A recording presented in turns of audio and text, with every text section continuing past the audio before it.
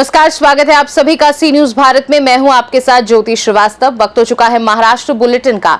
Maharashtra bulletin में बात करेंगे बुल्डाना की, जहां जिले के मलकापुर स्थित राधा किशन पैलेसेस ने आईडीबीआई बैंक से लिया गया ऋण चुकता करने के बाद बैंक से प्री पेमेंट चार्जेस के रूप में 50 लाख रुपए की मांग पर अदालत में मामला दायर किया, जिसमें न्यायालय ने 8.10% ब्याज सहित राशि का भुगतान आईडीबीआई बैंक से करने का आदेश दिया। रिपोर्ट में हम देखेंगे कि किस तरह से राधा किशन पैलेसेस ने बैंक के खिलाफ अदालत में मामला दायर किया और अदालत के फैसले के बाद उन्हें न्याय मिला।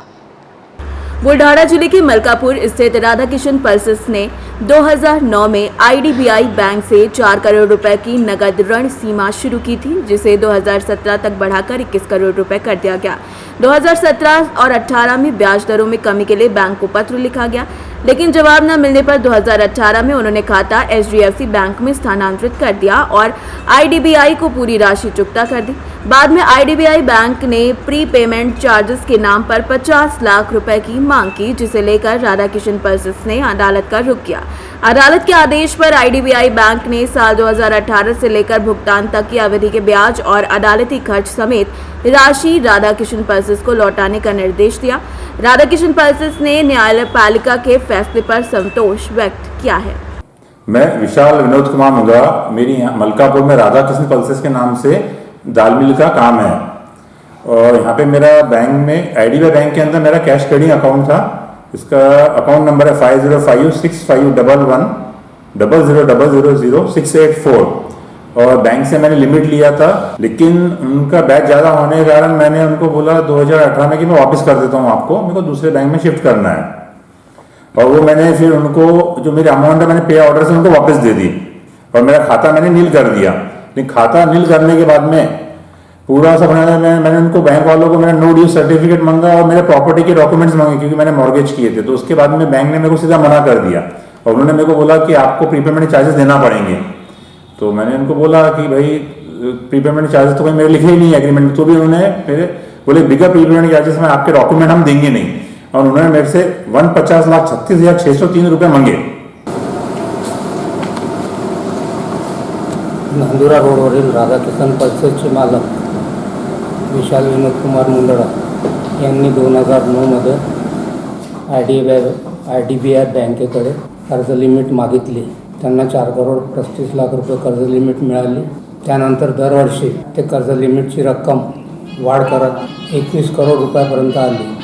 2017 मध्ये 21 करोड रुपये, 20 crore working capital, 1 crore term loan म्हणून आयडीबीआय बँकेने मंजूर केलं। मंजुरी पत्रकामध्ये 2% प्रीपेमेंट चार्जेस देण्याची कोणतीही शर्त नव्हती। 28 नोव्हेंबर 2017 मध्ये वादी यांना असे समजले की मलकापुरातील इतर बँका व वित्तीय संस्था आयडीबीआय बँकेपेक्षा कमी व्याजदरात रक्कम उपलब्ध करून देतात। त्यामुळे त्यांनी 28/11/2017 रोजी आयडीबीआय बँकेला एक लेखी पत्र दिलं व व्याजदर कमी करावा म्हणून मागणी केली। त्या पत्राला त्यांनी कोणताही रिस्पॉन्स दिला नाही। त्यामुळे त्यांनी एचडीएफसी बँकेकडे कर्ज मागणीचा प्रस्ताव दिला असता एचडीएफसी बँकेने त्यांना 8.10% किंवा कमीत कमी व्याजदराने रक्कम देण्याचे 21 करोड रुपये तारीख 2/12/2017 कराराप्रमाणे एचडीएफसी बँकेने 21 करोड रुपये त्यांना मंजूर केले। मंजूर केल्याप्रमाणे एचडीएफसी बँकेने 5/1/2018 रोजी 18 करोड 56 लाख रुपये आयडीबीआय बँकेत कर्जाचा भरणा केला। वादीने त्याची कागदपत्रे व नो ड्यू सर्टिफिकेट व गहाणाचे रिलीज डेट करून मागितले असता तारीख 19/1/2018 रोजी आयडीबीआय बँकेने एक लेटर दिले व तुमच्याकडून प्रीपेमेंट चार्जेसचे 2% रक्कम आम्हाला घेणे आहे, ती रक्कम भरा। त्याविरुद्ध आम्ही विशाल विनोद कुमार मुंदडा यांनी कोर्टात दावा केला। बुल्ढाना से सी न्यूज संवाददाता संदीप सावजी की रिपोर्ट। राज्य में शरद पर्व और युवा पर्व अभियान के तहत एनसीपी युवाओं को जोड़ने की कोशिश कर रही है। रिपोर्ट में हम देखेंगे कि शरद पर्व और युवा पर्व अभियान के तहत किस तरह युवाओं को एनसीपी से जोड़ा जा रहा है और पार्टी की रणनीतियां क्या हैं। धुले में शरद पर्व और युवा पर्व अभियान के तहत युवाओं को एनसीपी से जोड़ने की कोशिश की जा रही है। यह अभियान जलगांव और नंदुरबार में चलाया गया और अब धुले जिले के कुसुम्बा में आयोजित हुआ। युवा कांग्रेस के प्रदेश अध्यक्ष तरजू चौहान ने कहा कि आगामी स्थानीय निकाय चुनावों में रंकापा की ताकत दिखाई देगी। उन्होंने बताया कि पार्टी सदस्य पंजीकरण की समीक्षा करेगी और कार्यकर्ताओं को लक्ष्य बनाया जाएगा। इस अवसर पर भाजपा की रैली में रंकापा कार्यकर्ता भी भाग लेंगे, जबकि महागठबंधन पर निर्णय तीनों दलों के नेता मिलकर करेंगे। चौहान ने युवाओं को अधिक प्राथमिकता देने की बात कही। हालांकि टिकट निर्वाचित होने की क्षमता के आधार पर दिए जाएंगे।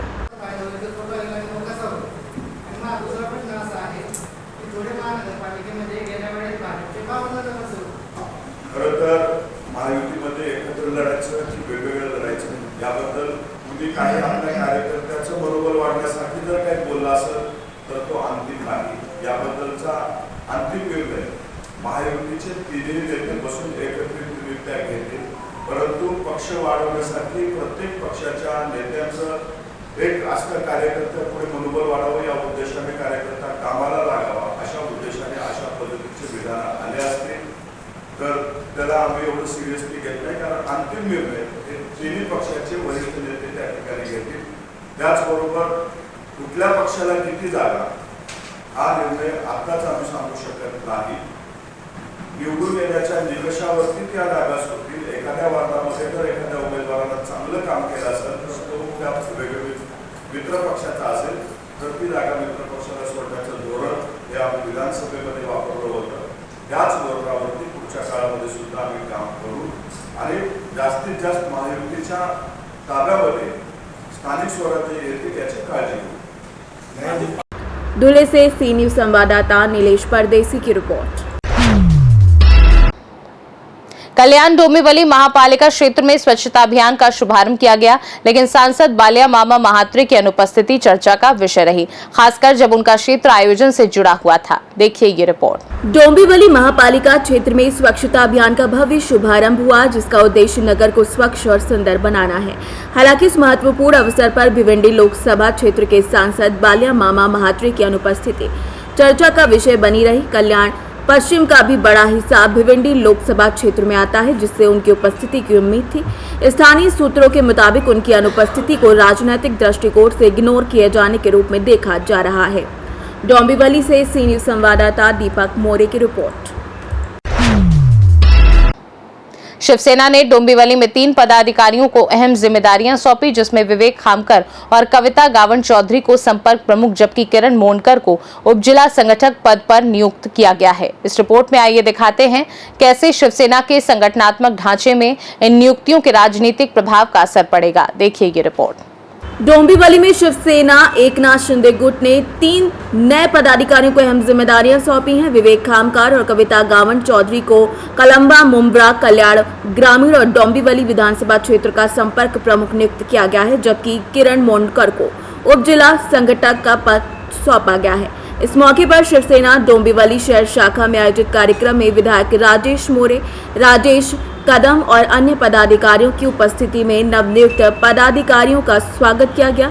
नवनियुक्त पदाधिकारियों ने हिंदू हृदय सम्राट बाला साहेब ठाकरे, उप मुख्यमंत्री एकनाथ शिंदे, सांसद डॉक्टर श्रीकांत शिंदे और जिला प्रमुख गोपाल लांगड़े के प्रति आभार व्यक्त किया है। नवीन जबाबदारी म्हणजे जिल्हा संपर्क संघटक 3 विधानसभा म्हणजे कळवा, मुंब्रा, कल्याण ग्रामीण आणि डोंबिवली विधानसभा अशा 3 विधानसभेची जबाबदारी आपले लाडके मुख्यमंत्री, माजी मुख्यमंत्री आणि आताचे उपमुख्यमंत्री आणि शिवसेनेचे ज्येष्ठ नेते एकनाथजी शिंदे साहेब, श्रीकांत, आपले लाडके खासदार श्रीकांत शिंदे साहेब आणि आपले जिल्हा प्रमुख गोपाळजी लांडगे साहेब यांच्या आशीर्वादाने आज हे मला पद मिळाले। त्यांचं मी खूप आभार मानते। आणि महिलांचं सक्षमीकरण करणं किंवा त्यांना बचत गटाच्या माध्यमातून काय त्यांना अनुदान किंवा त्यांना काय मदत कार्य करणं किंवा काही महिलांच्या विरुद्ध अन्याय होतो त्याचा त्यांना काय योग्य न्याय देण्याचा काम करायचं हे काम करणार आहे आणि पुढे ही संघटना कशी वाढीला होईल याच्यावर मी जास्ती फोकस करणार आहे। सर्वात पहिले म्हणजे आपले महाराष्ट्राचे लाडके माजी मुख्यमंत्री श्री एकनाथजी शिंदेसाहेब, आपले लाडके खासदार श्रीकांत शिंदेसाहेब आणि आपले जिल्हा प्रमुख गोपाळजी लांडगे साहेब यांनी माझ्यावर जो विश्वास ठेवला आहे आणि मला उपजिल्हा संघटक म्हणून माझी जी नेमणूक केली आहे त्याबद्दल मी त्यांचे खूप खूप आभार मानते आणि त्यांनी जो विश्वास ठेवला आहे माझ्यावर तो कसा पूर्ण तडीत जाईल ह्याचा मी प्रयत्न करेन पूर्णपणे. नवीन जबाबदारी असा विषय नाही आहे की जवळजवळ मला वाटतं मी 35 वर्षापेक्षा जास्त कार्यरत आहे शिवसेना म्हणून आणि सुरुवातीपासून आजपर्यंत शिवसेनाच आहे आणि आत्तापर्यंतची जेवढी मी पदं उपभोगले आहेत किंवा जे मला मिळालेली आहेत ती पक्षाकडून स्वतःहून मिळालेली पदं आहेत. माझं काम किंवा मी आत्तापर्यंत जे काय कार्य करत आलो सामाजिक याच्यामध्ये त्याचं एक मला मिळालेलं आहे आणि आत्ताचं जे मिळालेलं जे पद आहे ते पक्ष मुख्य नेते आमचे एकनाथजी शिंदेसाहेब, आमचे खासदार डॉक्टर श्रीकांत शिंदेसाहेब यांनी मोठ्या विश्वासाने एक जबाबदारीचं पद मला दिले आणि ते पद मी निश्चितच योग्य पद्धतीने हाताळेन, त्याला योग्य तो त्या पदाला न्याय देईन हा त्यांना पण विश्वास आहे, त्यामुळे पद मिळालं. डोंबिवली से सी न्यूज़ संवाददाता दीपक मोरे की रिपोर्ट. फिलहाल के लिए महाराष्ट्र बुलेटिन में बस इतना ही. देश दुनिया की बाकी खबरों को जानने के लिए आप देखते रहिए सी न्यूज़ भारत.